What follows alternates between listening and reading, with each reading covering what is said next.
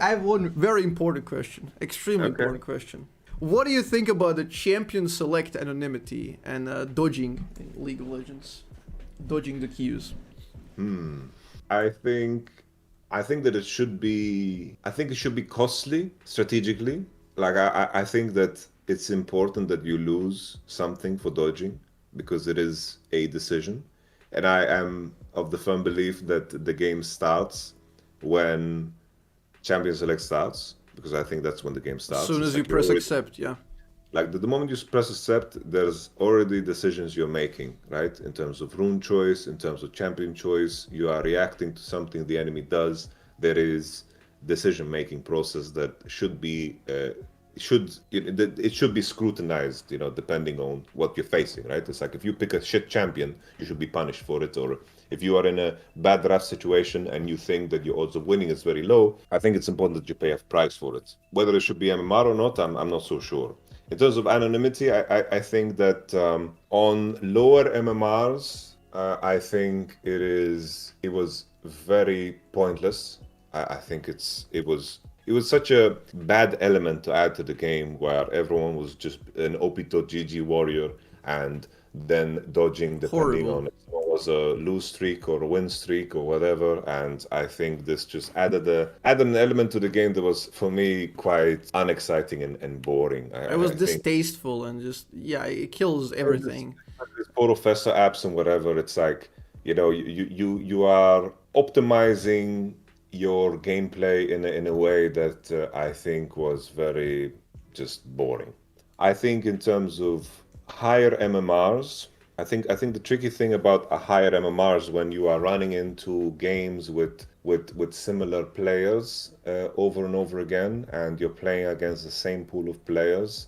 I think maybe there should be some kind of a difference maker, but at the same time now with how everything is, it's like there's so many players and masters and in grandmaster that it's just so many different players nowadays than what it used to be when I was high elo, because back in like season 3 and so forth, it's 50 like challengers. we were just playing with the same guys over and over again, and basically there was just two games running on loop, and if you were not in those games, you just have to wait and Yeah. in queue until those games finish, and then And you you go just on the jump client, spectate the game on the client who's playing. pretty much. It's like you just were in the same loop of games, and then knowing who you had on the team and knowing who you were playing against was a beneficial thing. It was a positive thing because it's like it allowed you. There was a kind of like a meta that was evolving within solo queue, and then there was like teams like, oh, we're playing against this guy. We need to ban these champs. We need to target this champs, and then he had to adapt, and then it was just kind of like was kind of like in houses in a weird shape or form, you know. So I think that element of it is always exciting, but maybe that's just me being nostalgic and Holding on to the old thing, which I don't think we can replicate that anymore. I could imagine that it's not quite the same. Yeah, I I feel just like the way to do it is through Discord or like people organizing. I don't think we can have something like that unless there's like some sort of dedicated league with certain opening hours, like Champions Queue, that's set up. I think like I am sympathetic to all the pro players that are playing on the ladder, and then they want to have appropriate practice, and then they run into that one guy that is playing Predator Singed mid, and then there's a different guy that is playing a specific champ. I could imagine on your end it must feel quite liberating because you essentially want to play Vel'Koz most of the time, right? So I imagine that your experience must be feeling like a lot better because you are not under that looking glass of getting target banned or something like this. From your perspective, how has your experience been? I Because I mean, imagine. it's gonna sound weird, but I personally don't quite care because I've Okay. never dodged a game in my life. I'll just adapt. I'll play whatever, and Hmm. I don't really mind not playing well because I just think that's normal part of the game. Like getting banned out, that's totally fine. Like I'll Mm. play whatever. I just think it's in the long term a lot healthier for the game to remove the data mining aspect where you create a meta game on top of a game where people are trying to be good at OPGG scouting, trying to be good at Yeah, yeah, memorizing yeah. players and adding people to friend lists just so they can see when they're playing and all of that. I think it's just a lot of quite a lot of distasteful like aspects which I don't think they really belong in solo queue experience. I feel like the best solo queue experience is just pure blindness. Like you go in not knowing what's happening, you get 9 random variables and you deal with it. Deal with it the best way you can. And even for the Singe Predator mid, like if he's there, he's in your elo. That Singe Predator guy got to your elo by playing that random strategy. So maybe that strategy has some merit to it and that you should take note of and learn to play with it or against it. And yeah, that's how we evolve. That's how we get creativity. Otherwise, we just get gatekeeping and, oh, you're 52% win rate on this champ, but 53 on this one. You better play the 53 or am I going to dodge? So it's just, I don't think that's healthy at all. Oh, for sure. I think definitely the Professor OP.G meta was quite terrible. I can tell you as well, like maybe you played during this time, but back in season 2, there was an application that people downloaded that allowed you to see the enemies before you accepted.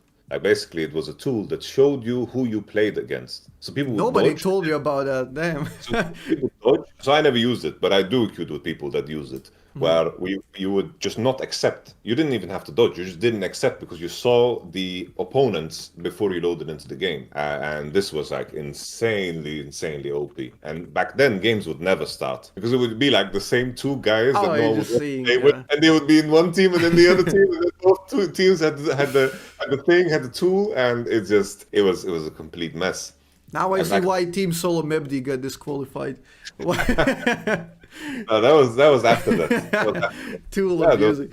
there was a lot of crazy shit that people did to win games. Like people drop hack games. Oh, this game is Oh, I lost. remember drop hacking, yeah. Drop hacking. That was But all in horrible. all, I'm with you 100%. I think that the OP.GG Professor, I think a good balance would be if players could choose to be anonymous or not. Anonymous, yeah. I thought about that as a I concept, like sure. I like what they did in Valorant, right? It's like that Yeah, you just have exactly. a character, Elected. and then you just choose if you want to be anonymous or not. Like I said, you've had shitty games where your account looks terrible on OP.GG, you go anonymous, or Incognito mode. maybe like this, like I want to jungle on stream without delay. I'm just Elise now, or I'm Wukong. Like I'm Wukong walking the game and no one knows who I am. Like that's already pretty neat. But maybe there is some abuse cases in terms of toxicity. Probably not. Like trying to Yeah, I think of couldn't all. think of any, honestly. I felt like that's like a great way to handle both sides. And if you want to be visible, you're visible. I think it's totally fine. I think that would be a good implementation, but we'll see where it goes. This is still an early inception of this Well, mode. I guess the one thing that would miss about it is just like there's an element of like there's a social aspect Social aspect, yeah. to the game where you see the same reoccurring names in your champion selects and so forth. But obviously now it's like I'm hovering around like a low master to diamond 2, diamond 3, so I don't see the same names that often. But in the past, I remember that this was just like the MMO aspect of it was very alive and well because you always interacted with the same people, same guys. You would through that you would even form teams and You would meet and a lot of people, a lot of good friends actually that way. It's a pretty great much, way to build connections, just like the MMO as you said. Like yeah, there are players from MMO I still know to this date, like which you were in guild once back in the day. yeah, So yeah. for sure, I do like that.